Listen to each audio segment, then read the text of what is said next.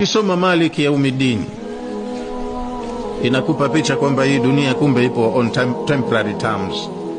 Ni kitu cha mpito tu, cha muda mfupi, kitu bandia. Kipo leo lakini kitaondoka. Kumeandaliwa huko maisha mengine. Yanaanzia na hiyo siku ya malipo, siku ya mchanganuo. Kwenye maisha ya dunia, kipindi chote dunia ilipokuwepo, nani kafanya vizuri na nani kafanya vibaya, kaharibu. Matokeo yetu tunaenda kupewa siku hiyo. Baada ya matokeo ndo kuna maisha ya kudumu tena, yasiyokuwa na mwisho. Yanaweza yakawa mazuri kama uliandaa vizuri, na yanaweza yakawa mabaya kama uliandaa vibaya.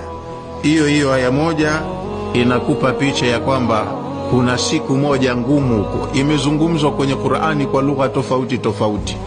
Utaikuta siku ya kiyama ilivyozungumzwa, au akhera kwa ujumla ilivyozungumzwa kwenye Qur'ani. Mmiliki wa maisha hayo yajayo ndio huyo ambaye anamiliki maisha yetu ya sasa.